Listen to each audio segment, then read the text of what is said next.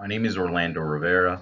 I am a sports scientist with about 10 years experience in the field, and I am looking to explore barbell velocity to objectively auto-regulate load prescription in powerlifters. Powerlifting is a sport consisting of three separate events: the barbell back squat, bench press, and deadlift. It is a sport contested across the world, with the World Championship being run by the International Powerlifting Federation. It was first contested in the United States in 1965 in an event put on by the AAU. Since then, the popularity of powerlifting has increased. There's various federations that put on powerlifting meets. The USAPL, for instance, put on their first Raw National Championship in 2008 with only 89 competitors. And you can see through this graph that the popularity and the participation has increased dramatically since 2008, where we went from 89 competitors, and most recently in 2019, we finished with 1,372 competitors. The goal of powerlifting is to lift the largest total possible. So the total, right, is what you achieve at a meet. In the sport, you are allowed 3 opportunities to lift the most weight possible for each separate event. That's the back squat, the bench press, and the deadlift. For each event, right, you get an individual score. So you'll get a deadlift score, a bench press score, and a back squat score. These scores across each individual event are then combined to achieve what we would call a total. And then the largest total is the winner across various weight classes and divisions from teen up to masters. Now, we've seen various models or methodologies to increase or maximize an individual's total. But what we found to be the most successful, both in the literature and just through experience, is using a periodization model. Periodization can be defined as the planned modulation of training variables such as load, sets, repetition, rest, modality, frequency, in order to improve performance. What we've found through survey research is that most powerlifters are utilizing some form of periodization. Swinton in 2009 found that 96% of high-level powerlifters were using periodization, and Shaw is in agreement, finding 88.9% of Norwegian powerlifters using some form of periodization. In addition, the literature largely agrees with the use of periodized training programs over non-periodized programs to maximize both strength and hypertrophy. Now, as I said in the definition, there's various subcomponents of periodization, but load is of particular importance, and that's specifically what I'm looking at for this study. What we know is that excessive load can lead to overtraining and injury. An optimal load will maximize adaptations and increase strength and hypertrophy to the best degree possible. However, if we go to the opposite end of an excessive training load and we go towards a useless training load, that's a load that is simply too light to increase strength or hypertrophy. And our goal should really be to figure out, well, how do we prescribe load? The current gold standard for load prescription is what we would call percentage-based training. We assign percentage-based training after initially establishing a 1 repetition maximum through testing. So we find the most weight somebody could lift for the back squat, the bench press, the deadlift. Once we find that number, subsequent training loads are based as a percentage of the 1 RM. We have found this to be very successful at promoting hormonal, neural, metabolic adaptations for athletes. Just as an example, I'll give you an example of a training program from Poliquin in 1988. So you can see that he prescribed something like 3 sets of 10 to 12 repetitions at 70 to 75% of a 1 RM, right? In addition, just to show the importance of and the prevalence of percentage-based training, in 2008, the ACSM released a position stand regarding recommendations for building strength. And for novice and intermediates, they recommended that they train between 60 and 70% of the 1RM. Advanced athletes should train somewhere between 80 to 100% to improve strength. So while percentage-based training is the current gold standard, there are some concerns with the methodology. The first has to do with 1RM testing. 1RM testing, because it is maximal in nature, it can increase the chance of injury. In addition, through all the warm-ups and warm-up sets, it's extremely time-consuming.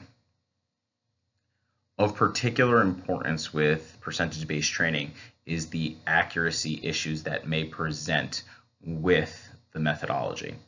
And this can be looked at both from an intra and an inter-participant level. From an intra-participant level, it's hard to actually predict week-to-week adaptations for an individual. So one person might adapt extremely well week 1 to week 2. And because of this, even though we have these set percentages we're supposed to train at, the load might be inappropriate if someone makes a really large adaptation from week 1 to week 2. And if the load is too low, once again, as I stated earlier, it might not be maximizing adaptations. On an inter-participant level, we have some interesting research, which I'll speak to later to support this.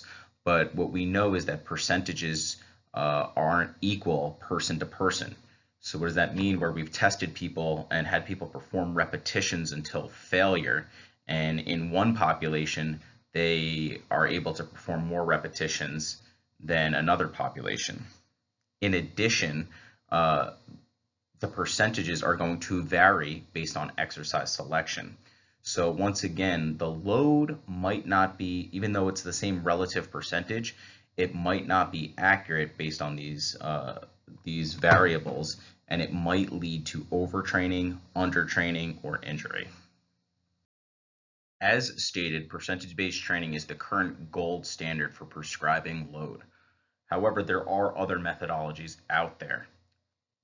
It goes beyond the scope of this proposal to really explore every methodology, but my study in particular is looking at a velocity-based load prescription methodology and a repetitions in reserve or RPE-based load prescription methodology. Jumping into the literature, starting with periodization. While periodization is not the focus of my project, it is important to understand the relevance and how it builds towards load prescription. Even before periodization in 1945, Delors developed a principle called progressive resistance exercise. And really why this is important is because it showed that athletes or clients were able to return faster, or power and strength were able to return faster with heavy resistance and low repetitions. From there, a lot of research in the 60s, 70s, and 80s was based on Delorme's progressive resistance exercise principles. So Stone and Poliquin's periodized training plans in 1981 and 1988 were really, their load prescription were really based on Delorme's progressive resistance exercise principles. And Poliquin's paper particularly was the first paper to prescribe exact load percentages for specific training weeks. So here are 3 studies that look at inter-participant and exercise variability with regards to adaptation. The first was from Hosier et al. In 1987. And Hosier looked at 38 untrained males at performing exercises until failure at 2 different relative percentages, 60 and 80% of their 1RM. And what he found is that these participants their results varied significantly across exercises. So, for example, on the leg press at 80% of the 1RM, participants were able to perform 15.2 repetitions on average. But on the bench press, at the same exact percentage, they were able to perform only 9.8 repetitions until failure. And this is important because usually when you see a percentage-based training program, it provides a flat percentage for every exercise. So for example, Poliquin's training program, he recommends 70 to 75% for squat, bench, and deadlift in his training program. And as you can see, the amount of repetitions someone performs until failure can vary significantly, and based on that, the load might be inappropriate. Similar to Hosier's study, Reichens looked at performance variability, but he looked at two different populations. He looked at endurance athletes versus more explosive athletes, which were weightlifters. And he had them perform repetitions until failure at 70, 80, and 90% of the 1RM. And these also varied significantly between groups. In fact, at 80% of the 1RM, and I use 80% because that's the ACSM position stand for building strength, the endurance athletes were able to perform almost 20 repetitions, while the strength athletes were only able to perform 11.8 repetitions on average. And just lastly, looking at the Hubble study in 2005, this really speaks to strength and hypertrophy variability. And it's really one of the foundations for what I'm looking at with regards to variability. In 2005, Hubble looked at both strength and hypertrophy in 585 males and females. The groups followed a 12-week progressive resistance exercise training program. They all followed the exact same program. And even though they followed the exact same training program, their results varied significantly.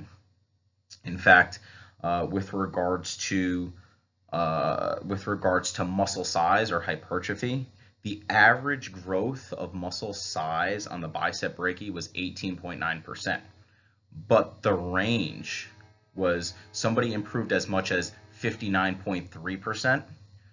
But one person actually lost muscle size while on this training program. So there was a wide range of results. And this is particularly important for athletes where, you know, if you're following a training program for 12 weeks, you expect results. You expect as a powerlifter to improve your total. And you can see based on the program provided, if there's a uniform program provided across the board, your results are going to vary. And, you know, similarly with Hubble's study, he also looked at strength, and he found that strength improved on average 54% in these participants, but the range was one person improved as much as 250%, but one person did not improve at all after 12 weeks of training.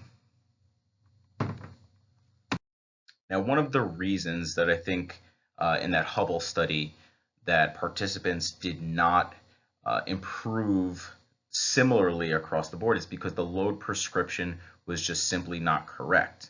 And one method to improve load prescription is autoregulation. Autoregulation can be defined as manipulating daily training variables based on an athlete's current readiness.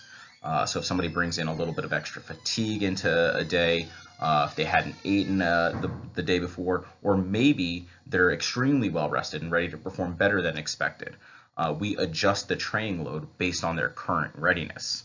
Now, autoregulation was first developed by Knight in 1979. He developed something called the daily adjustable progressive resistance exercise, and this was meant to build on Delorme's methodology. Speaking to Delorme's methodology and the other loading methodologies at the time, Knight was quoted as, "They all suffer from a common weakness. They provide no way to determine whether or not the patient is working at his maximal level." So once again, if somebody's making large adaptations and you have this prefixed percentage, we don't really know if they're working at their appropriate level. And Knight started to explore this. Now, his methodology was later adapted and tested by man in 2010, and this APRI method, which provides autoregulation, showed that football athletes, were able to improve one-arm and bench squat strength, bench strength, and submaximal strength across the board better than a percentage-based linear periodized program. Taken a step further in 2018, Helms looked at rate of perceived exertion loading versus percentage-based loading. So there, the barbell load was adjusted based on an athlete's perceived exertion, and while he did not find any significant differences favoring RPE, he did show some effect sizes slightly favoring favoring RPE. Now, RPE, once again, is one form of loading methodology like percentage-based training. It hasn't been until recent years that the literature research has started to look into velocity-based training. In 2010, Gonzalez, Badillo, and Sanchez Medina were the first to establish a relationship between percentage and velocity, and they found an extremely strong relationship with an R squared of 0.98. So this was a near perfect inverse relationship between load and velocity. So as relative load increases, velocity decreases. So as they went from 60% to 70%, velocity decreased in a nearly perfect inverse relationship. Because of this, we were able to use velocity as a proxy of load instead of percentage now. And this was tested by both Orange and Durrell in 2019 and 2020 on different groups of populations. And both Orange and Durrell basically performed similar studies to mine on different populations. One was 16 resistance trained males, while another was 27 rugby players. I'm looking at powerlifters. Orange, while he did not find a significant improvement using velocity-based training, he did find that both velocity and perceived stress were improved using velocity-based training instead of percentage-based training. Durrell, on the other hand, did show a significant difference favoring velocity-based training in those 16 resistance-trained males. So, theory. I think with regards to training, this picture adequately describes my general view of how we've evolved over the years as sports scientists. And really the saying is, can't see the forest through the trees. And that's my general view of where we've come. We've become so enamored with finding the exact details of how to prescribe certain training variables that we miss the big picture of performing better, or that we actually forget that there's a relationship by not just manipulating one variable, it doesn't just affect another variable, it affects the entire system. And that's what general systems theory looks at, right? General systems theory was put together by Ludwig von Bertalanffy. And the whole point of general system theory was that Bertalanffy argued empirical science has become extremely reductionist. What they tried to do is they try to break every single phenomena down into its isolatable parts. And if you add them back up, it creates the exact same phenomena. But he argued that you have to look at the larger picture, the system as a whole, and the relationship that one variable has on the system as a whole. The principle or the theory has four basic tenets, and they are nonlinear effects, circular causality, multifinality, and equifinality. And what these basically state is nonlinear effects states that a proportional change in one variable can either lead to a proportional or non-proportional change in another variable. Circular causality states that change can happen from either a top-down or bottoms-up approach. And multifinality and equifinality really look at the paths to get to an outcome. Multifinality states that multiple roads can can lead to the same outcome. And equifinality states that a single path can lead to multiple outcomes. So in play, or in reality, here's a few examples of these things. With regards to nonlinear effects, we use the firing threshold of a motor unit, where a change in the charge, a 5 millivolt, 10 millivolt charge in a motor unit might not produce any change whatsoever. Once we cross that threshold, a non-proportional change occurs. Epigenetics is an example of circular causality, and if you look at from a top-down approach, we are given our genes, we inherit our genes, and that usually leads to a specific display of these genes. However, our life decisions based on exercise, based on nutrition, based on lifestyle can actually upregulate specific genes in the body. So that's an example of a top-down and both a bottoms-up approach. Inter-individual adaptability really looks at multifinality, right? And that multifinality is a single a single path can lead to multiple outcomes. The best example of that is the Hubble study, which I already explained. They all followed that single road. They all followed that single training program, and the outcome was extremely wide. There was a wide range of outcomes. And equifinality is that various methodologies can lead to the same outcome. So in this case, percentage-based training can lead to an improvement in strength. RPE-based training can lead to an improvement in strength. And what we've now seen is velocity-based training can lead to an improvement in strength.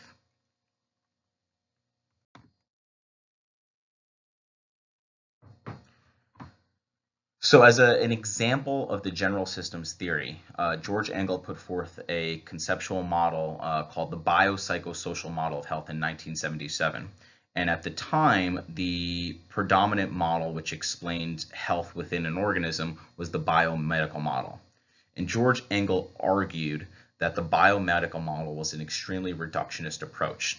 They argued that every disturbance from homeostasis can be boiled down to something at the genetic level. It can be explainable at the genetic level. But Engel felt that this biomedical approach really disregarded the psychological and the social aspect of health. And he stated, and I quote, "Health and sickness are diffused by cultural, social, and psychological considerations."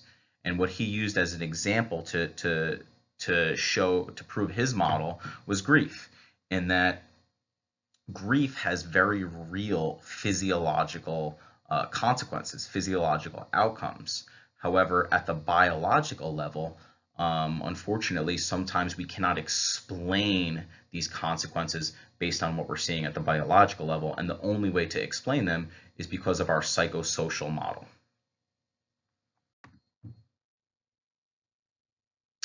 So bridging theory to application, this is just a graphic to kind of show where I believe we've kind of came over the last 2,000 years, give or take, where Galen was one of the first person to illustrate periodized concepts, and Medvedev refined these in the 1970s, where he put this periodized plan together, and it had this overall big picture. From there, we've just kind of narrowed the funnel down, and in a general systems theory perspective, we've become more and more reductionist, where we've tried to find the exact sets, the exact repetitions, the exact load that is going to maximize adaptation. And that's not inherently bad, but at the end of the day, we have to be able to see the bigger picture, which is maximizing performance in sport. So to kind of wrap up the literature review portion, the knowns versus the unknowns. The literature largely supports periodized programs over non-periodized programs. Periodization is the manipulation of the sets, the repetitions, and most importantly for this study, the load to maximize performance. Load prescription is important for maximizing strength and hypertrophy. And we know that there's various loading methodologies. While percentage-based training is the current gold standard, there are other methodologies. Percentage-based training appears to be conventional methodology, the most conventional methodology used. And what we've seen based on like the Hubble study is that the adaptive process is highly variable. What we don't know, do time frames or set time frames exist for adaptation? If you look at these percentage-based training plans, they usually have these weekly increments or weekly jumps in load. Well, who's to say that they should be a week long, 2 weeks long? Should they be 3 days long? So we don't really know that. Are we over or under prescribing load based on 1 RMs and based on a percentage of a 1 RM? And then finally, really, what is the best methodology to individualize training? So this is my research questions. So first one is velocity-based load prescription a viable alternative to percentage-based methodology in producing strength gains? Is velocity-based load prescription a viable alternative to percentage-based training in producing hypertrophic gains? And I did this for both RPE and percentage-based training. I am also looking at perceived stress and perceived recovery status. So my research question 5 is velocity-based load prescription a viable alternative to a similar percentage-based training methodology for reducing perceived stress? And then the final 2 questions that I'm looking at is I want to see if velocity-based load prescription is a viable alternative to reduce inter-individual adaptive variability. So when I see that 0 to 250% difference in that Hubble study, I want to see if RPE or VBT can reduce that over percentage-based training. Research design. I'm looking to do a longitudinal quantitative randomized control trial. This is going to be an 8-week intervention with a pre and post test. The participants are going to be powerlifters with greater than 2 years resistance training experience and then have competed within the USAPL or USPA within the last 5 years. They have to be greater than 17 years of age and free of injury. Exclusion criteria is prior history of anabolic steroid use, and they cannot compete during this study. For the recruitment process, I'm going to be using convenient purposive sampling, and I am going to local powerlifting gyms, SMG, Powerlifting, Mount Vernon Barbell, Multi-Sport Workshop. I'm going to speak to managers and post flyers within the gym. I'm also going to use snowball sampling, which is a mixed means of participants, families, friends, and social media. Have the participants post flyers on their social media, so on and so forth.